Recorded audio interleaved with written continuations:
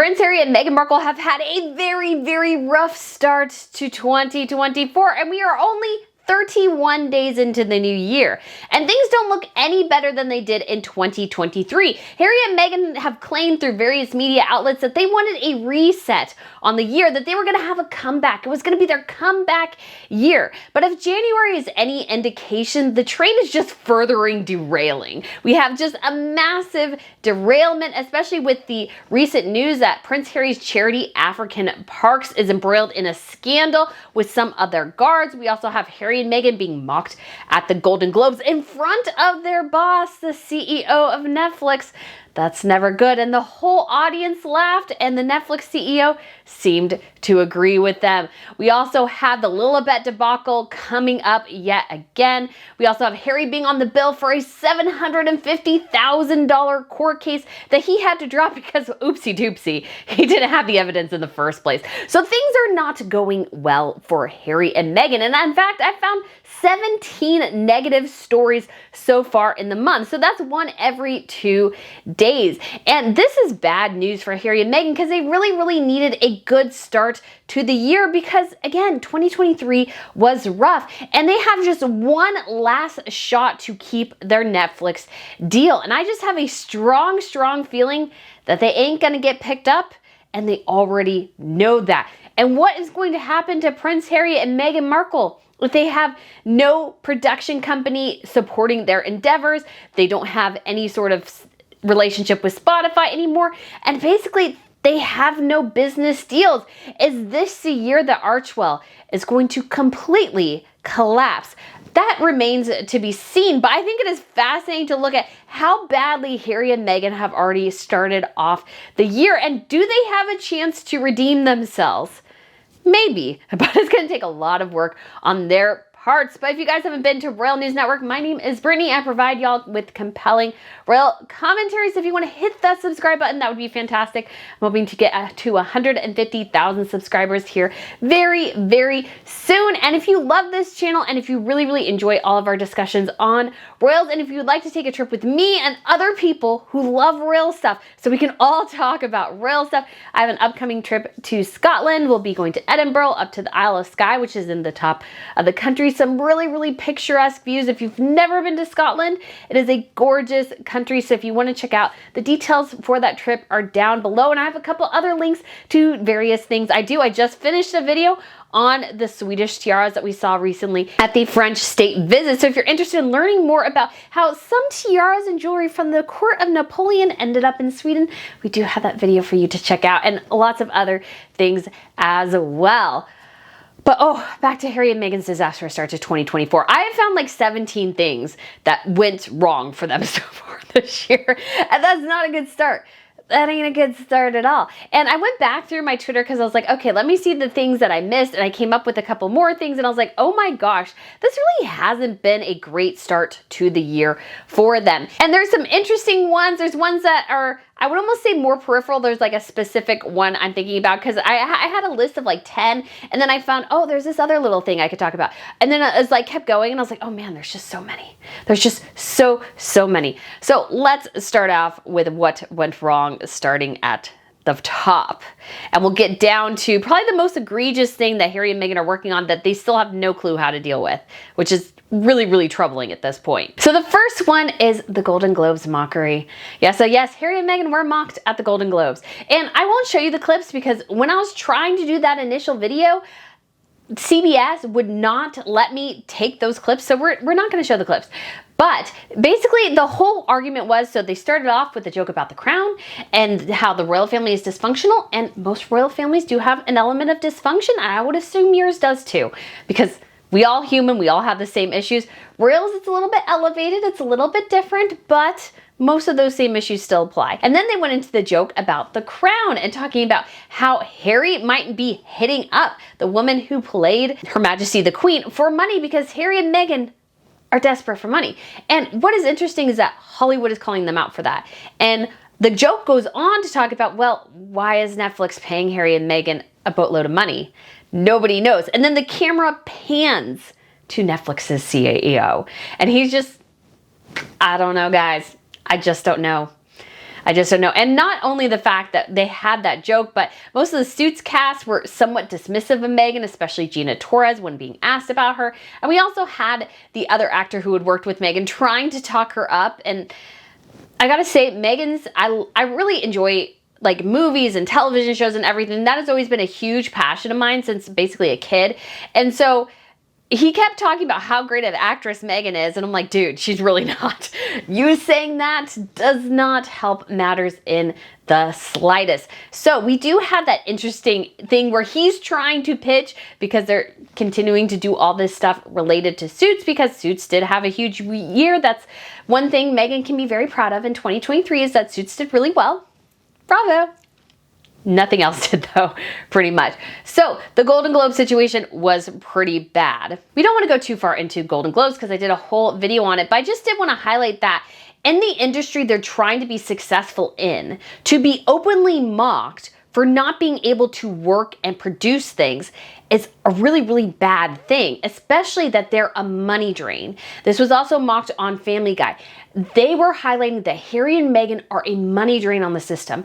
And what does Hollywood not need right now? Because basically everybody is out of money? Two people who are a money drain. So that's a really, really bad news for Harry and Meghan going forward in the industry they've decided to settle in. Number 2 is the Lilibet debacle coming up again. Obviously, we know Her Majesty the Queen, I think we're getting mixed signals about what she thought, but I think she did think it was sort of nice, but also rather invasive for them to take that name, and they weren't really clear with her that that's the name they were going to use.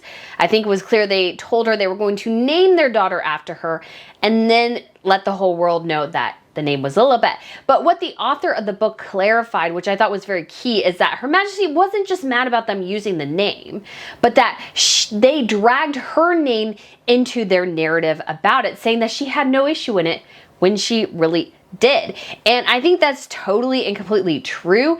And just a Lilibet naming debacle is just so bad, because it just looked bad. Regardless of what permission Harry and Meghan had, they should have run it through with Her Majesty and had basically almost the palace announce it, because Harry and Meghan announcing it and being very sanctimonious about it just did not play well with the general public at all. And I feel like the negative sentiments are still there about it. And then we have Prince Harry's Aviation Award. When this was announced, I thought it was a joke. Most people did, but apparently it was true. He's a living legend of aviation guides in his own mind.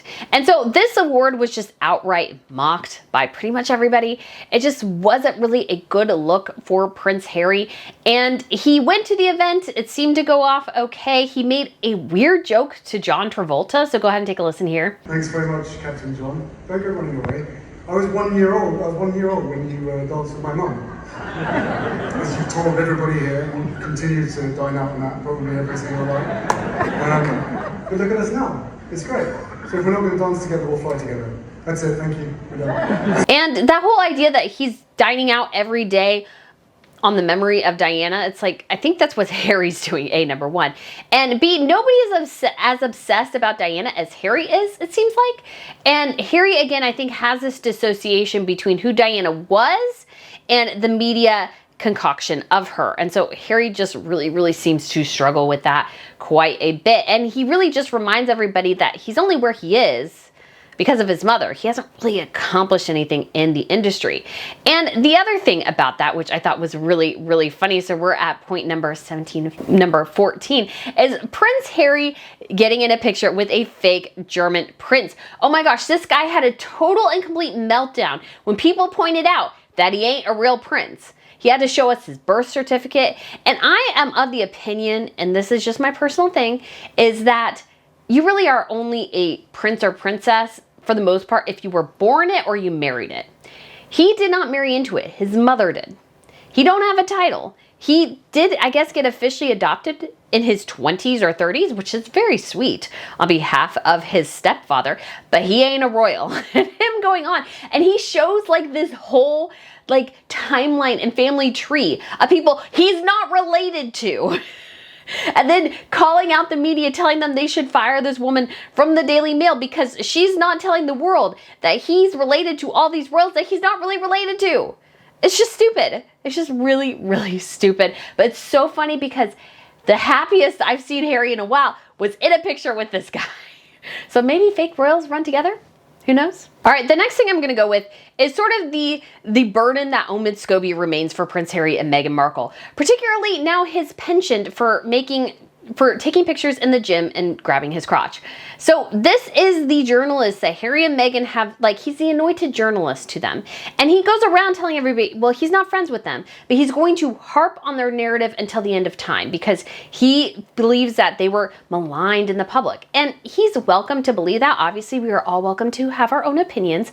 But what really bothers me about him is that this guy is trying to be so stinking sanctimonious, telling us he is here to save journalism. Like on a Twitter post recently, he showed, oh, look how distrusted the British media is. Who's surprised? Not me. And granted, he's trying to separate himself from the British media, but I don't think grabbing his crotch is the way to go. And if Harry and Meghan, if this is the journalist that you prefer above pretty much everybody else, he's a terrible example, and it shows you where they really stand because the people you associate with are a reflection of you, and I don't think he's a great reflection. So the burden that is Omid Scobie, the black shadow that is Omid Scobie, especially continuing on from Endgame and the whole debacle with his book release and everything, just continues, I feel like, to malign Harry and Meghan. And personally, if I was Harry and Meghan, I would take 2 giant steps back from Omid Scobie and go, he's not associated with us. Like, it doesn't matter what Omid Scobie says.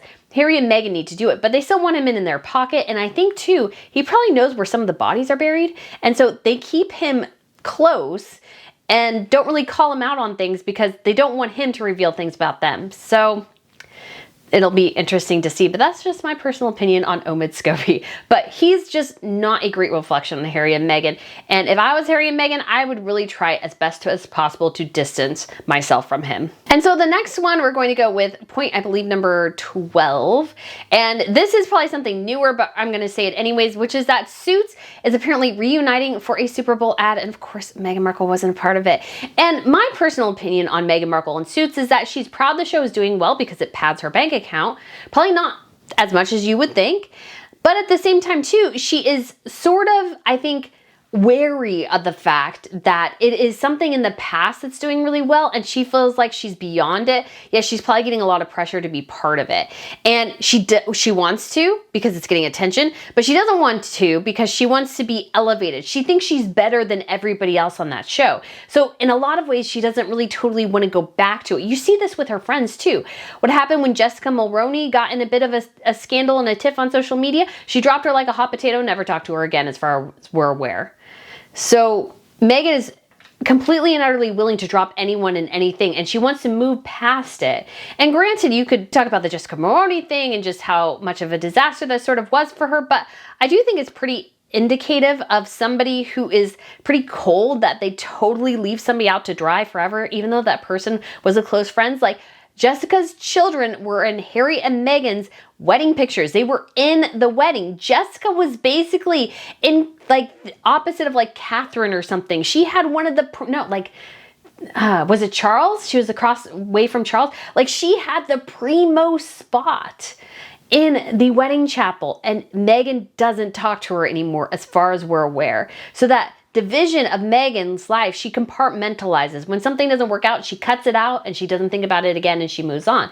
And yes, sometimes you need to do that, but at the same time, you know, a good relationship is there. But I think the other thing is, besides maybe a couple people in the cast, I don't think most of them are very fond of her. So even though like her association with Harry, sure, it helps their show do well, I'm sure they're like, well, she ain't coming back. That's fine, because she is going to be a pain in the patuckus if she does. And the other thing we're going to talk about real quick, and obviously Meghan could be somewhat happy about this, but at the same time too, I think it spins actually a very negative narrative for Harry and Meghan, is how Catherine and Charles are sick and have been hospitalized and will be out of royal engagements. Catherine until Easter, Charles is unclear.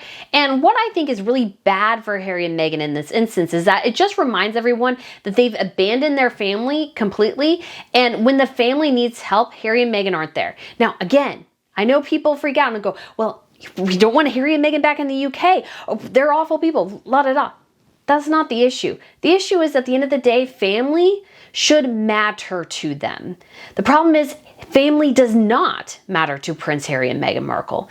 And so I think that narrative for them in particular is very, very negative, because all it does is remind me of the fact that if Catherine and Charles were both hospitalized, sick for a period of time. You know what would be great? Is if you had two younger people who tend to generate more headlines than you can say the rest of the royals, and that would be Harry and Meghan. And granted, obviously, you don't really want that. But if Meghan hadn't turned everything so negatively, how wonderful it would be if the monarchy could rely on them. Instead of Harry and Meghan abandoning it, criticizing it, demoralizing it, and continue to trample all over it in pursuit of money and agenda. And so I just think, again, it reflects very negatively on Harry and Meghan. So now we're down to number 10, and we're going to talk about Prince Harry being ordered to pay essentially £750,000, almost $1 million, for a court case that he brought over security, over an article about his security with the Daily Mail, because get this, he had no evidence. How stupid are you? Like, really, you had no evidence. You brought this case, and it costs, apparently, and this is allegedly, close to £500,000 for Harry to bring this case. And now he has to drop it, and he's on the line not only for his $500K, but the $250K the Daily Mail spent in also litigating the case. Like, how stupid. And he didn't have the evidence, or the evidence proved that actually the Daily Mail headline, which said that Harry tried to keep his case regarding security secret from the public, that Harry did really want to keep it secret from the public. Those are the only two options. So again, massive legal blunder for Harry. And number 9 here, another, I would say, legal blunder, is Prince Harry saying that MGM, so this is Mirror Group newspapers, he won a court case last year. And he was awarded a pretty paltry £140,000. And that was over a sliver of the articles that he brought up. And my understanding was at the time that the other articles, because he brought like 100 or something and only 33 made it to trial, that the other ones that didn't make it were essentially thrown out. No, that's not the case. Harry will continue the case if he can't get the money he wants out of the Mirror over those. I mean, just the gall, the annoying arrogance, the haughty arrogance. I mean, this is a guy who already had to drop a case against the newspapers because he was wrong. He contradicted himself on trial. He'll literally go and testify again. And I'm like, dude, you are just burning your money. This is stupid. The whole point of Harry's vendetta against the media is that he is going to change it by litigating journalism out of it. He doesn't want anybody to speak negatively about him and his wife because he feels like it's all coming from racism or what have you, or that it's all just a broad conspiracy against him and Meghan. But I've watched the royals since Harry and Meghan entered the pictures. I watched the royals several years before that too. And I will tell you right now, things just drastically changed when Meghan entered the picture, and it was not the media. I think it was the media reacting to what Meghan was doing behind the scenes that I think Harry is broadly unaware of, or just putting his head in the sand and doesn't want to think is happening. Meghan drove that narrative because she loved the attention. How do I know this? I knew that she was trouble from the second that the relationship became public, pretty much, because what did she do immediately? She immediately courted attention by posting a picture of Spoon and Bananas. When she did that, everything went nuts, and she constantly tried to tease him being there. There were a couple of pictures she put on Instagram. People were like, is it him? Is it not him? And the whole point of that is to churn the media narrative, to get attention. Meghan has always wanted the attention, Harry. You're just the only one who doesn't see it. She has always wanted the attention. But the thing that has happened to Harry and Meghan is that the attention was perhaps somewhat good at first, but then it turned negative. Because it turns out people didn't like Meghan. The bullying allegations came out, and just negative story after negative story, and Harry and Meghan kept feeding the media beast, and it's just never ended. And they're really the only ones to blame for that. And so this whole debacle is just not going to get any better. And Harry trying to litigate the heck out of every single newspaper in the UK is only making them madder at him, which will increase the negative stories. Because some of the things he's suing over, particularly this Mirror Group case, a lot of the articles are 10 to 15, 20 years old. They're not even happening. And some of the people he brought into this case with him, or some of their articles went around at the same time, they've lost tens, if not hundreds of thousands of dollars because they all basically lost. So Harry is not only costing himself money, but other people he's dragging into it to discuss things that happened years ago, where in one case, actually the Mirror was going to settle with Harry and somebody else, and they both decided not to litigate, and they both got less. One person didn't even get anything, and they were initially going to settle. Like, this is just dumb. It's foolish, it's a waste of time, and it's pointless. It is absolutely pointless, yet Harry continues to do it. So I have no doubt he'll be on the hook for more legal bills. And legal bills is not going to help him at the end of the day. Because I think, and here's the other big story, I think this is number 8, is that Harry and Meghan, I think, are running out of money. There was an article, and it was in the Mirror talking about, and it was an article from Closer, which is sort of, you know, you could say a gossipy magazine, but it was talking about their money woes, and I don't think it's that far off. They have a $9.5 million mortgage. They lost a $20 million deal with Spotify, which I doubt they got $5 million out of. And some of that cost, a lot of it was eaten up in production. I mean, I'm sure Harry and Meghan got some of it, but a good portion of it was also eaten up into production. And then you also have this Netflix deal. And the Netflix deal, I think, is going to tank. I think that's going to go away in 2025 because they haven't produced anything of quality. It's all been pretty bad and pretty banal and hasn't really moved the metric at all, except for Harry and Meghan, which was always going to. That's what Netflix wanted them for originally, was that. But they're supposed to do these other things, and we have these vague things. Oh, they're working on X, they're working on Y. But it's 2024, and we have no indication that anything is in production. And Hollywood is basically collapsing.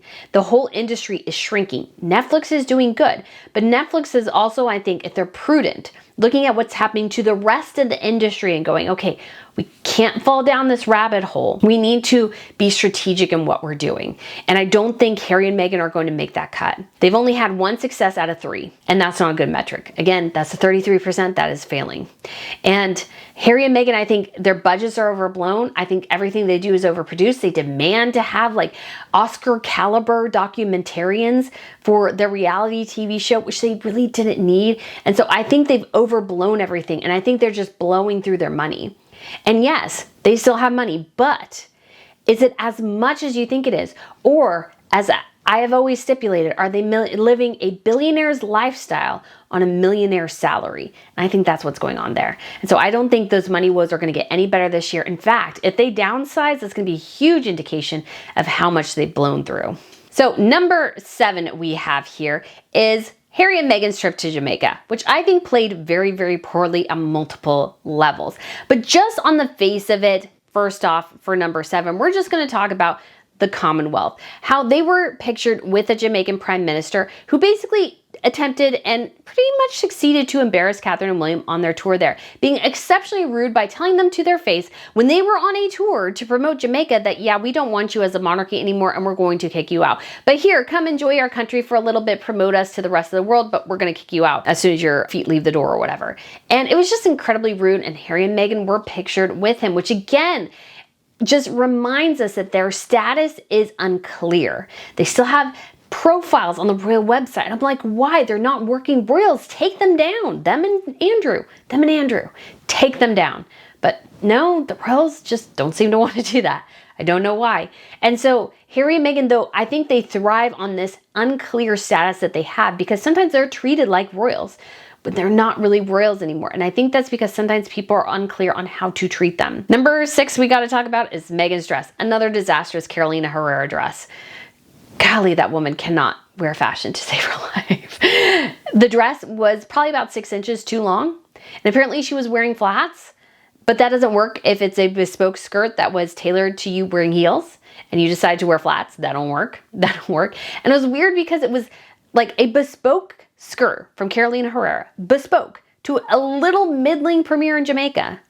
And a tank top that was apparently maybe also bespoke that looked like a camisole I could pick up at Costco.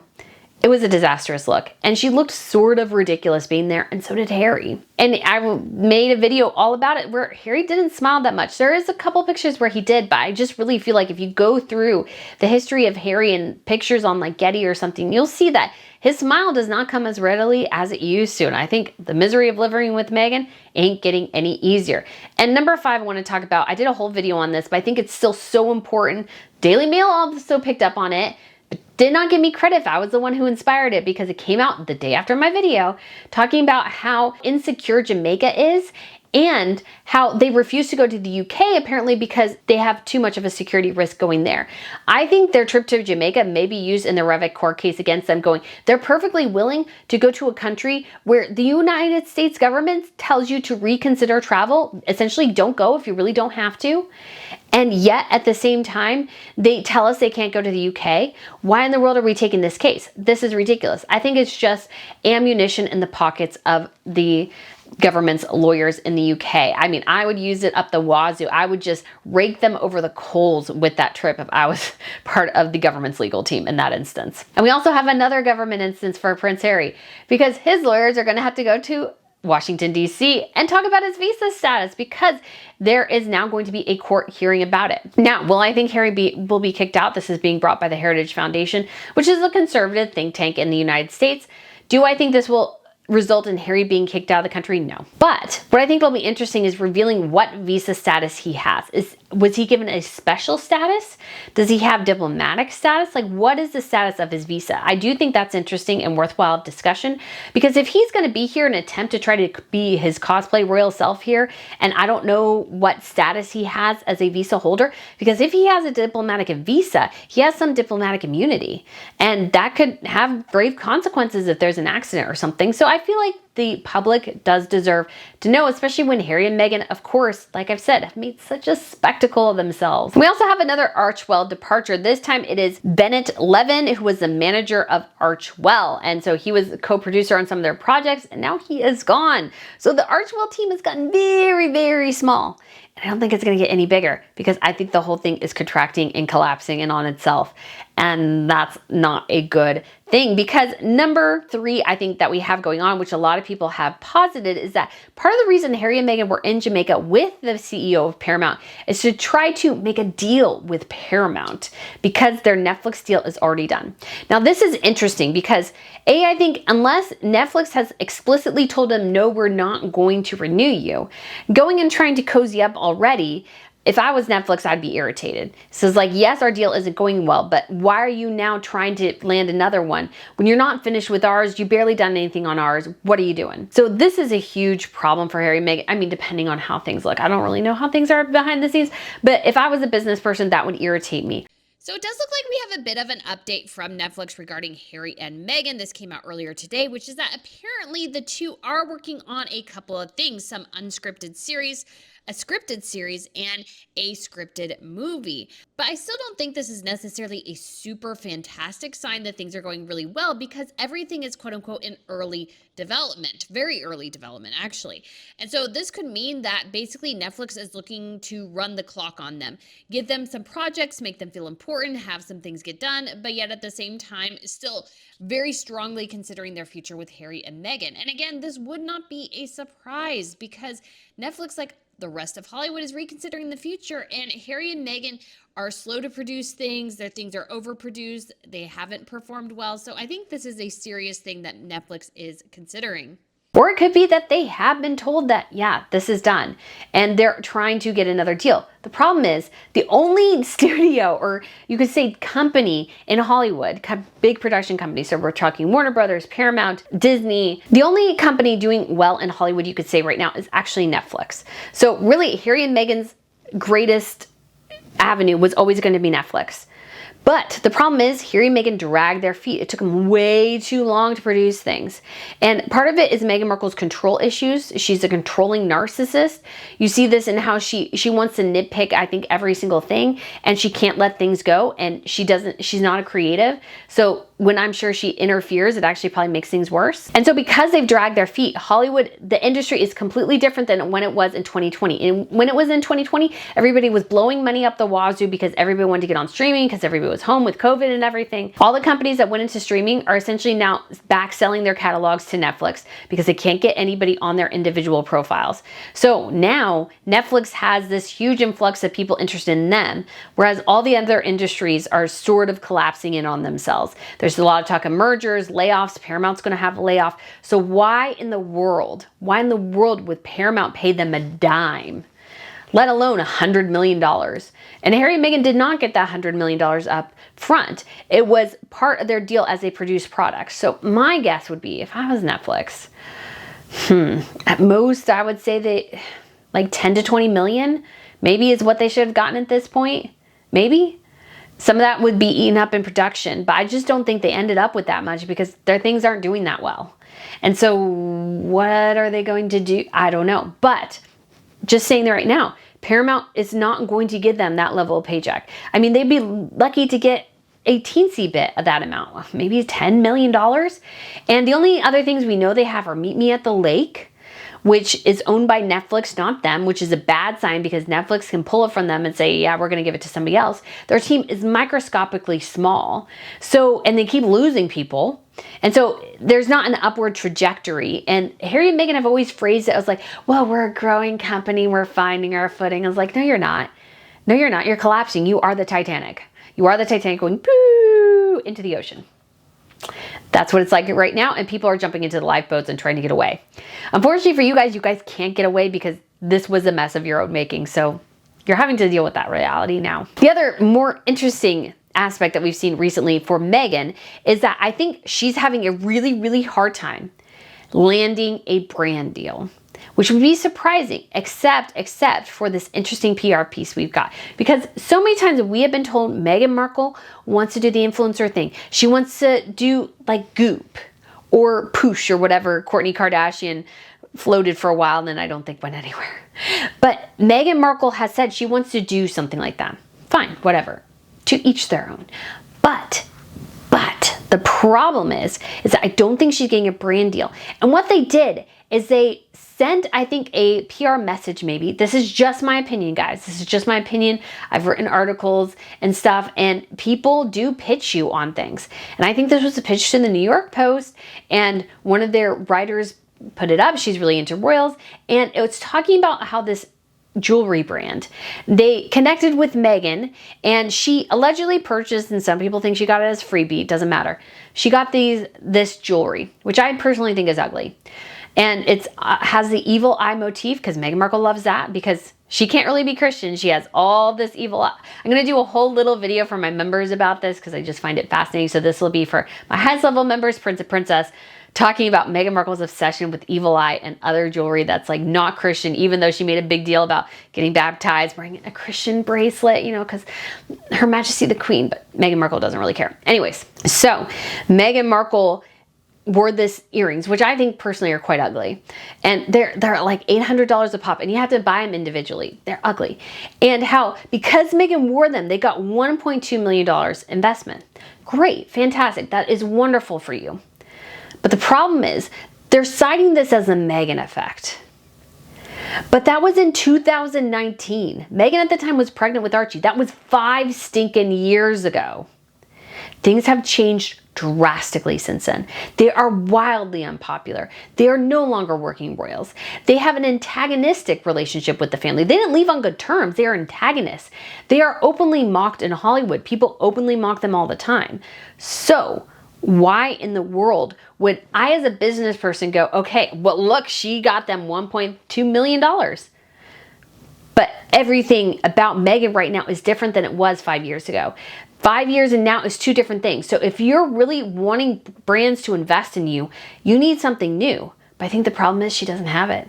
She doesn't have it. She can't cite the Meghan effect anymore. Even Meghan's Mirror, the whole website devoted to Meghan's fashion, had very much Meghan's aesthetic. It used the same, I think, web designer as Meghan and Harry's own website. And it's been broadly reported that she was part of the foundation of that website.